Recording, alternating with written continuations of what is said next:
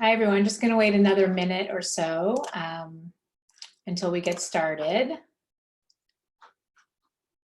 Give people a chance to log in. There should be some chat boxes for you or some areas where you can ask some questions. So anything that you want to ask while I'm talking, feel free to say hi, ask a question, whatever feels comfortable. Hi, Stephen. So keep it super casual. I know we're all working from home and in our socks, so feel free to ask. We can make it a little bit interactive at the end. So it's just about 12:30, so I thought I would get started, but I just wanted to say hi before I switch over to the slides. And again, if you're just joining us, I see a lot of people still joining. There should be a chat area where you can ask questions. You can either send them to me privately or to the group. I'll do my best to multitask while I'm talking and get some of those questions answered. And at the end, if you want to hang around, we can do a little Q&A at the end as well. So this is my home office. Probably a lot like everybody else's home office, sort of. We're trying to make use of different spaces in our homes.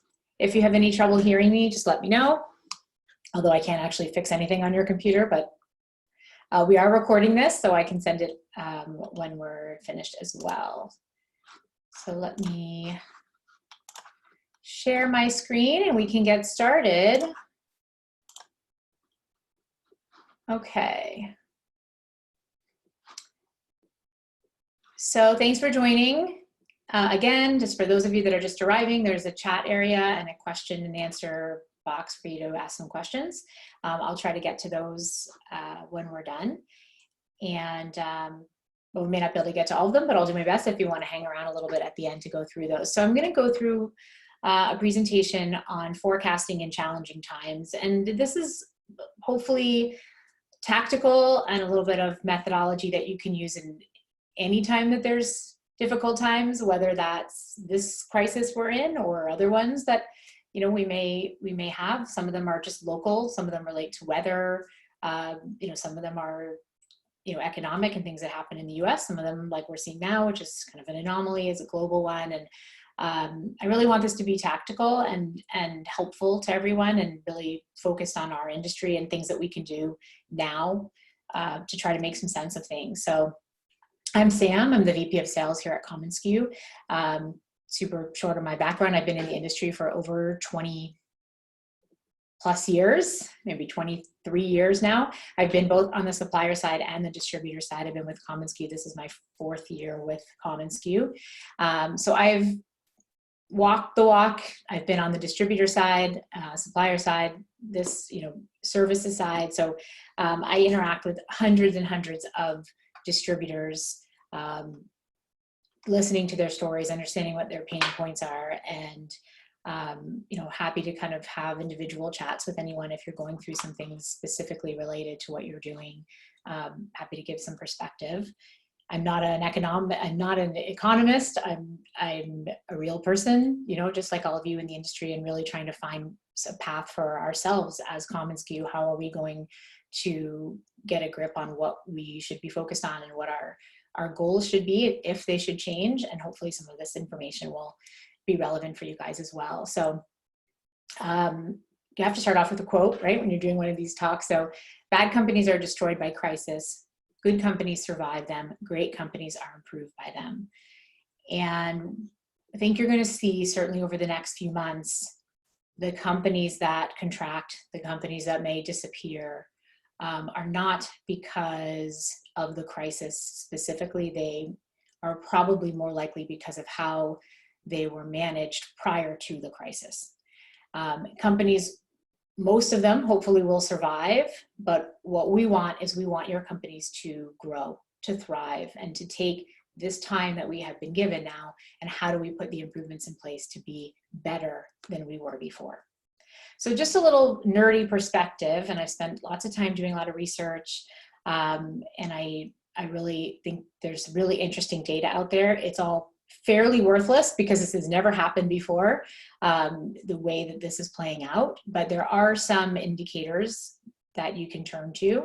And so this is referred to as a black swan event, and there's some great research out there if you want to look this up after. And I know this is a very nerdy looking slide, but just to kind of highlight a few things that I thought were interesting about the COVID-19 crisis. So you can see that on the right-hand side of the screen. This is sort of the downturn in the economic loss. Now, this was as of March 18th, so things change every single day. But for those of us that were in the industry in the 2008, 2007 crash, I found it to be interesting that that recovery took over 1,000 days. I don't think I remember that it was that long, and also that the impact was so significant at that time. And if you look through some of the other crises that have occurred in history and how long it took to recover, what makes the COVID-19 crisis unique, and this is talking to lots of suppliers, lots of distributors, and other people in other industries, is that nobody thinks this is going to last forever.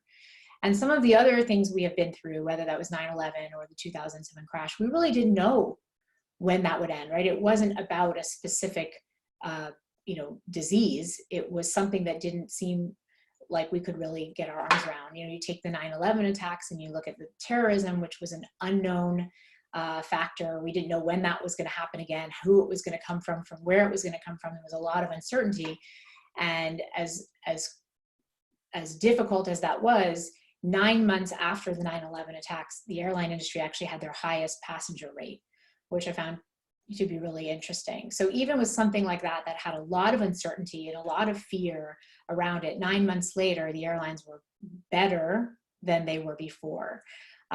So just, keeping that a little bit into perspective is that these things are not going to last forever. And we know the enemy here, and we know what we're doing to get past this. So it's really important when you look at forecasting to create some scenarios. And so this is a generalization of a lot of data I've seen. And again, data is not super reliable right now because it's changing every day. But generally there's 3 sort of scenarios around recovery. And as you think about forecasting for your business and you think about protecting your cash, looking at sort of different scenarios, including a doomsday one, you want to try to create a forecast for each of these different scenarios. So the best case scenario, which is maybe a 20% likelihood at this point, is that we would have some gradual, resuming of normal life by May. Right now, we know that there's sort of a shutdown until the end of April, but I think most people will say that there's going to be a continuation of that into May. The next, which is sort of that middle one, is that we're going to have this V-shaped contraction, but then a much bigger recovery. And this would be very hopeful, obviously, but we know that things will go through May, possibly in the summer, but then Q3 is going to be very, very strong. And then lastly, kind of maybe extending this out into the fall. So most, the economists that I've read are kind of torn between B and C. So as you're looking at forecasting, it's important that you are looking at what cash can you conserve, what is your ability to kind of keep your run rate going if scenario C is the reality. So sectors that are affected, and there's a lot, and these, different industries can be broken down even further, but for the purposes of today, I'm kind of looking at overall sectors, different market sectors. So travel and airlines, hospitality industry, oil and gas, those are the biggest, hardest hit. There's ancillary ones sort of coming in after that, but those are going to be the 3 that are going to take the biggest and sort of steepest hit. But then where are the opportunities? What are the industries and what are the sectors that we can see as growth potential? And are they short-term or are they long-term growth? So just some that, come to mind, and that through the research, obviously utilities, medical, payment gateways, e-commerce. If you think about the things that you're doing now in your home and the way you've changed your life, we are all shopping online a lot more. Anything related to our household, we are all on social media a lot more. Communication, we're using our Wi-Fi, we're using different communication. So these companies are seeing significant growth. So what are some indicators? And I think some of it should come from a personal perspective, because if you look at how you're living your life and how your friends and family are living your life and their lives, where are they spending their money? Where are they not spending money? Those can give you some easy indicators of the industries and the sectors that are being impacted both positively and negatively. So what services, and this is a good exercise for you to just take a mental, page dump of this. What services have you personally increased since work from home was enacted? And it can be things like, grocery shopping online. It could be more packages. So does that mean packaging industry has gone up? Does that mean, cardboard? Does that mean, if you have delivery services, you have sanitation, you have more, cleaning. What services have you decreased? Do you have some reoccurring, I'm Orange Theory member, I no longer am paying that service right now because they're closed. So what are the industries that you yourself are not paying for anymore, or that you've put on pause because of this? I haven't driven my car in probably 3 weeks. So I'm not using as much gas, right? Then there's some broader indicators, and spend some time on LinkedIn. It's really interesting to see the companies that are hiring. There's a lot of companies that are hiring, and they're hiring in a big way. So no, it doesn't mean that you call on Walmart, although why not? You could. But what other companies mimic the ones that are hiring? So if you take companies like Walmart, well, what are smaller ones that are like and feel like those companies that maybe be more local to you? Who's hiring right now? If they're hiring, there are needs there. Who's laying off? So similarly, reading the news, staying on top of not just the health crisis, but watching the business markets, watching the business news, and really getting an understanding of specifically who's laying off gives you kind of a big picture of who can grow, who really can't right now. So this is data that's about 5 days old, so things can change, but it just gives you this is a good kind of graph, just even screenshot, because if you look on the right-hand side, these are sort of the losers predicted for Q2. And as I said in the beginning, data is a little bit subjective right now because there's just not enough data to really get concrete opinions or the type of analysis that you would normally have, because everything is so different than it was a month ago. But for the most part, the sectors on the right are taking the biggest hit. The sectors on the left are not. So kind of thinking about this as you think about your forecasting, now I just want you to pull back a bit and think about what should you be doing. And Dave Schultz, who's our VP of Supplier Relationships, we had our management call today, said a term that I found to be really fitting. He says, a lot of people feel like a turtle going back into their shell. And we all have days like that where we just sort of want to give up, and we want to hide. But there are really important things that you should be doing right now that will make a difference for you in Q3 and Q4. So reviewing your clients, reviewing your orders, assessing your team, know your supply chain, and then assess your resources. And we're going to talk through each one of these things. So first, starting with reviewing your clients. So if you were to take a list or just download your client list onto an Excel spreadsheet and kind of create this template around what I'm going to show you today, it will make it a little clearer for you. But I want you to think about what industries do each of your clients represent.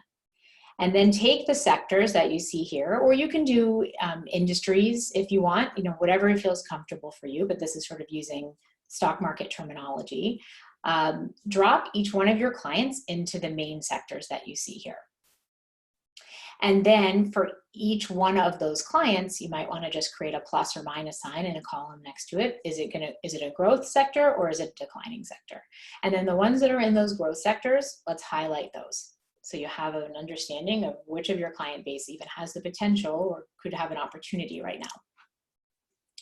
Then you take your orders, and this will take a little bit more work. If you're on Common SKU, there's a lot of reporting tools that you can do to easily sort of determine this. If you're not, if you're using QuickBooks, you can pull an order report from QuickBooks. And I think it's good just to take your top 50 to 75% of your orders. I mean, a lot of us do some small stuff and let that go for now. You're trying to get sort of a big picture. So for each one of the orders that you did in 2019, and if you want to do this for 2018 as well, it's probably not a bad idea. Is it an order that is vulnerable due to the crisis? Is it repeatable? Or is it something that could be pivoted? So I was talking to a company yesterday that their big focus is events. They do about 200 events a year on behalf of their clients, and all 200 events were canceled. So you can imagine how much they want to hide in their turtle shell. But they're pivoting. And so the majority of those events have agreed to some type of virtual experience, which means it is vulnerable to the crisis, yes. Is it pivotable? Yes. So the value of your repeatable or pivotable orders, subtract from that the ones that are just unrecoverable, just there's not a chance to ever have those happen in any other way, gives you a rough baseline of what you can predict from a sales perspective in 2020. Now the pivoting side is going to take more work and is going to take you to start selling again and isn't going to be quite as easy. But it at least gives you some idea of what you can work with as far as an opportunity. And then you want to look at your team. This is a time, unfortunately, where a lot of people have furloughed employees or laid off employees. And as you think about what your growth plan is going to look like and building your action plan out, if you have jumped to make those kind of personnel changes, you may not have the right people in place to really attack your growth opportunities. So do you have enough manpower to support your growth accounts? So now that you've kind of charted those and you say, okay, we have 17 accounts that are in a growth sector, and they used to be managed by these 3 people, but we've let 2 of them go. You need to account for that. You need to make sure that you have coverage for those accounts. As you look at your team in place, and you may have had quotas assigned to them, you need to think about sort of the pros and the cons to adjusting those. So if you are going to adjust your quotas, have you adjusted your expenses in line with that? Are you thinking to push your sales to Q3 and Q4? There are pros and cons to doing this, and happy to kind of talk through that afterwards to sort of give my opinion on the way to look at that. One is, from a negative standpoint, would be being realistic, right? If you recast your numbers, it's more realistic, but you also kind of change your cash situation. You also have to deal with morale. If you have a sales team and you start adjusting, you don't adjust their quotas, do they feel like they're swimming and never really going to come up for water? As you look at your team and how you're spending your time as an owner, this might be the time for you to be more involved in your sales. If you've stepped back from sales a bit, this is the time for you to jump back in and actually be hand-holding your reps and working with your clients directly. So do you have the bandwidth to do that as well?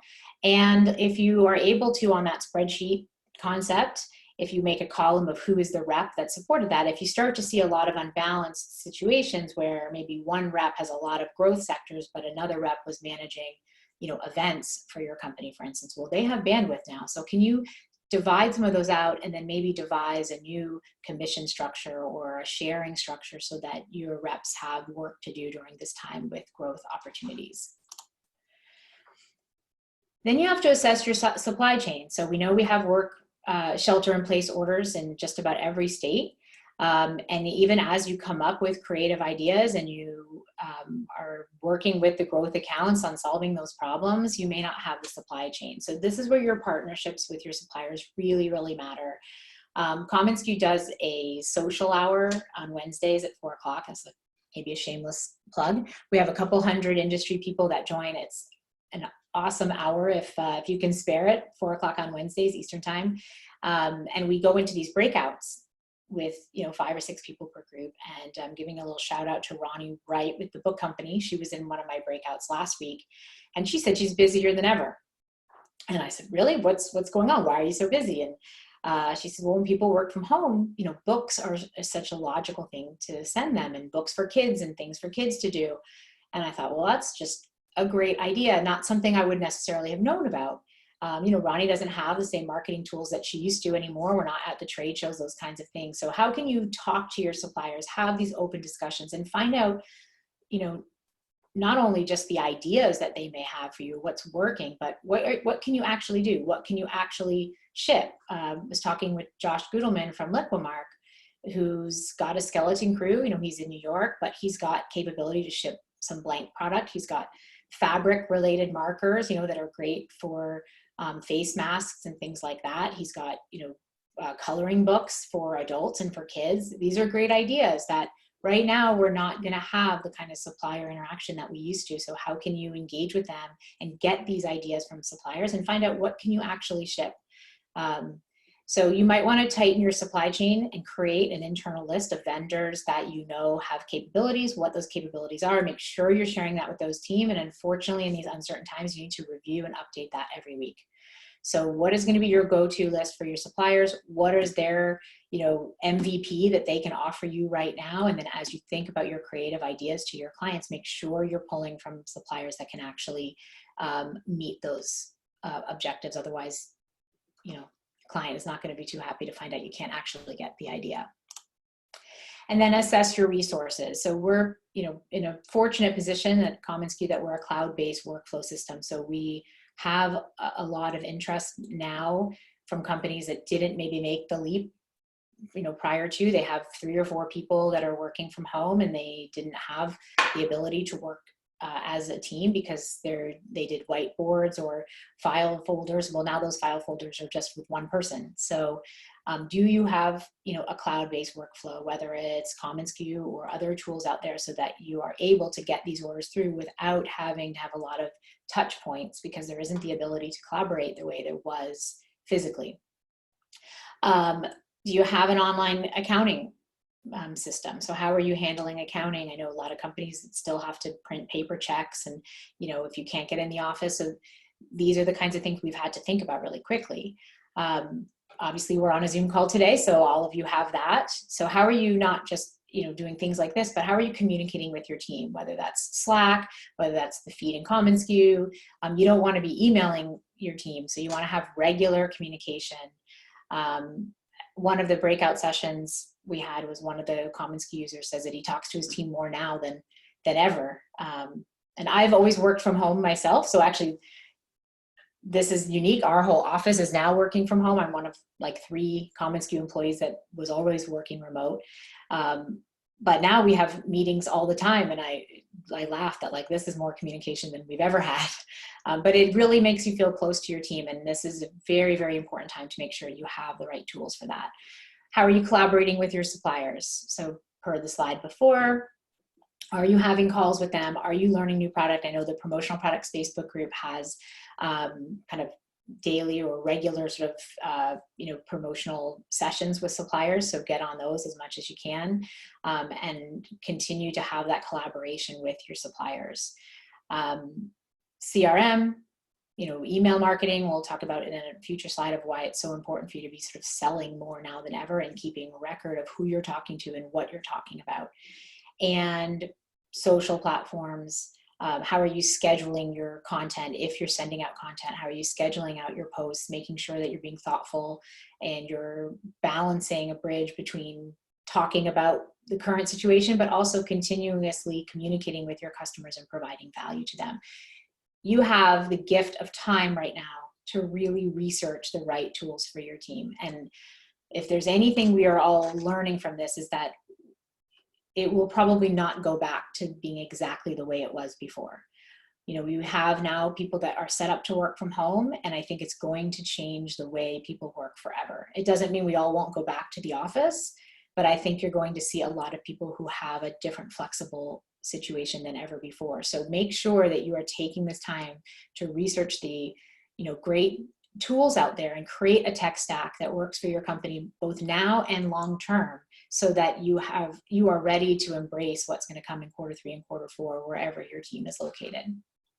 The other real great advantage to being really remote and having this cloud-based system is you're no longer limited from a staffing and talent perspective. So once you have your stack set up the way you want, you now can open yourself up to find salespeople or account managers or production people anywhere. And they can work as seamlessly into your team as anyone that's local.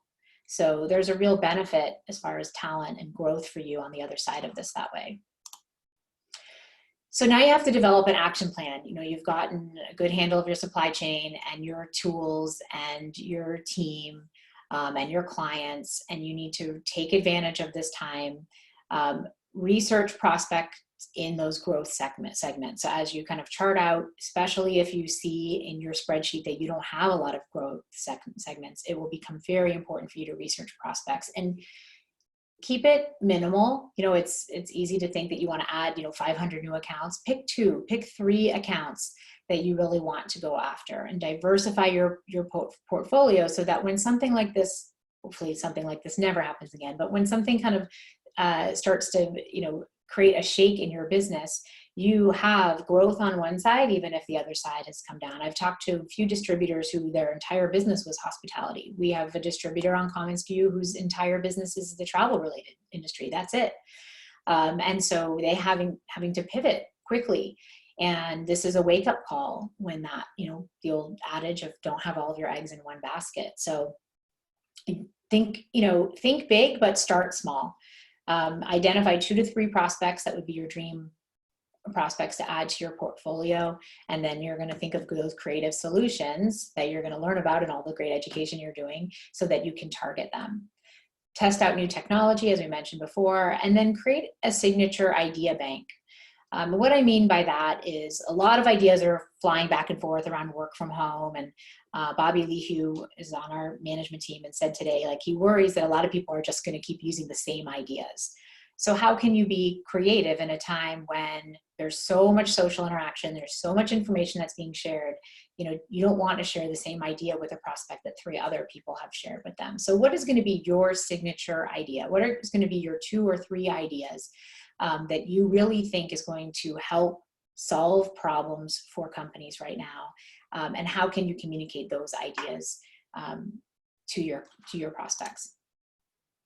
So with your growth sector focus, so the companies that are on a growth trajectory, according to some of the data, you want to think about what do they need right now? How are you going to deliver that? So even though they're in a growth sector, it doesn't necessarily mean that they're looking at buying traditional promo. They're still not having trade shows, things like that. You want to be a problem solver for them and not push products. So do some research, really, really dig deep into those companies, who they're hiring, where they're growing, what markets are they trying to get into, where are they seeing problems, and how can you deliver that? So for instance, on commonsku, we have a shops platform that enables you to create these dynamic and shops. And so if you have a company that is hiring a lot of people, or they have an event that was canceled, how can you maybe create some kind of shop or presentation or something of that nature where you can send that to them from wherever they're located, and they can still choose products, and have them delivered to their specific locations, and kind of take some of that burden off of their shoulders. A lot of companies now have pivoted in selling PPE. If you have done that, great, that's a great thing, but that's not going to last forever. That's going to be very, very short-term way. So if that's sort of your path to cash, you need to be thinking about something else right now. I mean, governments and stockpiles will start to open up, other resources for those and direct channels will be available. And so it's a good way to kind of get through things right now. But what are you going to do when you need to go back to sort of offering those creative solutions to those companies? If you have those companies that are in a declining sector, this is where you need to go deeper and you need to go broader. So your 1 or 2 contacts at that company may have not a lot of need for you right now. If your contact is event planning, that's not where you just have to close up shop and forget about them. They may have HR. They may have an issue going on in HR. They may have an area where they're thinking about what is Q3 or Q4 going to look like for them. They have customers. And if they don't engage with those customers now, they will not be there in Q3 or Q4. So those customers are gone right there, but they're not forgotten. So what are you going to do? And this is you talking to them. What are you going to do now to make sure those customers come back to you in Q3 and Q4? As we've changed the way we work, we've changed the way that we live. These companies desperately want to make sure that people will come back and remember them. So if you're talking about the automotive industry, for instance, maybe not the best time right now to buy a luxury vehicle, but how can a automotive dealership make sure that when the time is right, that those customers remember them? How can they make sure that that purchase is not forgotten, but delayed? And so how can we, through the use of thoughtful promotional items, how can they reach out to their existing customer base? Maybe that's somebody who bought a car in the last 2 to 3 years who might be thinking about buying a new one, and stay top of mind. And what can you put together for them that actually solves a problem for them? So you have sort of two kind of areas that you really need to be focused on at the same time. Is the growth sector still has needs and still is trying to now deal with the explosive growth of whatever their product is. And then you have the decline sector that is probably scared and have had layoffs and is trying to conserve cash, but still wants to make sure that the market is there when they're ready to come back. So this can be a little depressing, but also a little bit opportunistic, I think. You know, by all accounts, we are going to lose 8 to 12 weeks of sales. We talked about it in our management call today. It's sort of like we could put an X over Q2. This is not the time that you're going to see, you know, your sales go through the roof unless you're doing some intermediary things with PPE and things like that. Some distributors we talk to are still growing. Some suppliers are seeing a lot of growth, but they're probably coming from very time-specific, you know, opportunities related to this healthcare crisis. So if you've lost 8 to 12 weeks of sales and you have budgets that are set on the whole year and you have a team that you've put in place to deal with the whole year, you know, we need to think about how are you going to get those weeks back. So some other analysis that you can do in your business is look at your metrics last year. Look at what your leads were, what were you converting, how many presentations and projects did you start last year in Q2 that converted. Forecasting forward, what are you going to lose? So using some of the other tools or tips that I gave earlier, that's going to be what you're going to have to replace. How many new opportunities did you create then versus now? And how many of those deals are you going to push out versus be gone? Something that I think is really helpful for you to think about the deals that you've either have worked on in the beginning of the year or that are working on now. And we're even doing this at commonsku. Create a tag in your CRM. If you're using commonsku, create a tag. If you have some other process you're using, some other way to identify the deals that were created or in process from the time that technically this crisis sort of started, March 1st, until the end. These opportunities, when you look forward in next year and you want to forecast 2021, you may need to leave them out. You may need to treat them differently. So although these are great opportunities that you're working on now, you don't want to end up carrying that forecast into the next year. But you also want to look at these deals differently. You might get some new opportunities during this crisis that are either were never on your radar or that could also be repeated next year. So make sure you have a way to distinguish these going forward. So we're going to have to do in 30 weeks what we were supposed to have 52 weeks to do. And that's not going to be easy, especially when, you know, we're distracted with kids running around and pets that are wondering why we're always here, and we don't have the travel abilities that we used to have. We're going to have to make up that time. This is not about losing revenue. This is about pushing that revenue out and making sure that we are prepared for Q3 and Q4. So everything you do counts. And that seems a little bit trite, but what I mean by that is you're simply, number one, going to have to work more.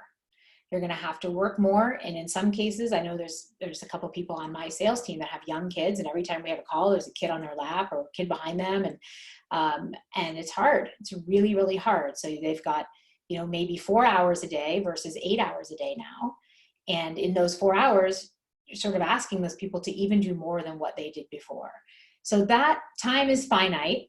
Right? And so if you can't actually get more time, you have to do more in the time you have. So your opportunities need to be bigger. You need to be working on the biggest deals that you can possibly work on. You also need to improve how you sell. If you have ever been hesitant to sell, if you have ever been hesitant to make a cold call, if you are not a great prospector, this is the time to hone those skills. There is an unbelievable amount of resources available for free now. LinkedIn, Sales Navigator, and things like that have some really, really cool webinars you can join for free. commonsku does multiple different webinars every week. Some of the tech stack out there that you might be looking at has all kinds of things that you can do to grow and to increase your sales skills, but this is not the time for you to get scared to sell. This is a time for you to start prospecting like you haven't ever before, to cold call even when you're not comfortable. And then every deal that you do get, you have to win it. So the only way to condense those deals into a shorter year is to win more, to get bigger deals, and to do things you haven't done before. It's not really the time for you to start begging for sales or to have sales type conversations. You want awareness conversations. You want to be attuned to the environment that we're in. One of the webinars that I was on about a week or so ago with a sales trainer gave me a great question that now I have my team using and we're using, and it's asking your prospects and your customers, what is different in your world today? And asking these open-ended kind of empathetic questions will get the prospects and the customers you're talking to open up to you. And when they open up to you, you can find pockets of opportunities. You can also find places where you can be of value. So once they start to say, well, it's really different. I mean, our whole team is now working from home and, I'm having a hard time with morale. Our sales are down, but, our customer base is really loyal and they're so used to us, seeing our team face to face. Well, in that kind of an answer, there's multiple opportunities for a promotional product distributor to kind of seize on that. But if you're not having those conversations, you're not going to learn any of it. So you have to get on the phone, you have to have those conversations, and you cannot be afraid to do reach outs to your customers. And kind of leaving with this one, and I think it's really true as a society, and if you look back at some of those Black Swan events that I talked about at the beginning, there has never been a time where we have gone backwards after something like this. And I wholeheartedly believe, whether it's Q3 or Q4 or even the beginning of Q1 21, we will come back bigger than we were. And that's sort of the human spirit. That is what you can't crush in all of this. And so as you're thinking about forecasting and you're thinking about planning and what is your action plan going to be, you need to be ready for that. And it's the companies today that are taking the time to build the machine, to perfect the machine that they are, whether that's their operations, whether that's their people, they will be the ones poised to harness as much of this opportunity as going to come in Q3 and Q4. But if you sort of sit back and you get afraid and you get scared and you kind of want to hide from it and put the turtle back in the shell, you will be playing catch up. And that's not a position that you want to be in, because you're going to be looking at a much longer recovery. So this is a time to seize the opportunity to learn the tools, to hone your own sales skills, to get your technology where it needs to be, to diversify your portfolio. So that way, come the end of the year, you have done all of the things you should have done to be able to take advantage of the fact that we will be bigger when this is over. Do not be afraid to sell. You need to sell with empathy, but you need to still sell. Your customers want to hear from you. Your customers have problems that you can uniquely solve. So after lots of conversations with different distributors, the one thing I hear a lot about is fear. I'm afraid to call. I'm afraid to reach out. Don't be. One of the breakouts that we did in our community session last week was someone had reached out to a customer and kind of felt sheepish about it. And the customer had said, no, I'm really glad to hear from you. Like, I want to know what's going on. I want to feel normal again. I want to hear what you're doing to help other customers. So once you start to get kind of an idea of what those ideas are and you feel really confident about those ideas, share them and help your customers kind of get back to normal. So hopefully this was helpful, and I can take some time to ask some questions if anyone has any, and kind of hang around. Let me see if I can even figure out how to do that. Probably not that well. I've also recorded the session, so if you want me to send that to you, let me know. I can send it your way. You can shoot me an email. So I'm Samantha@commonsq.com, and I'll be happy to do that. Yes, I see some questions asking me to email the session, so happy to do that. The other thing I thought about doing was, if it would be helpful, is to kind of build that spreadsheet that I was referring to in the presentation to kind of help segment your accounts. So I played with a version of my own. I'm happy to share that as well. If you're interested, I can send that to everyone. But I'll leave you with the thought of don't be afraid. I think all indications are that this is a temporary thing, and you want to be ready for the avalanche that is to come later in the year. And yes, lots of requests for the presentation, the spreadsheet. So duly noted, we'll get that out to you as soon as possible. And again, if you have any questions for me, Samantha@commonsq.com. But thanks for joining, guys. Hang in there and let me know how we can help. Bye, guys.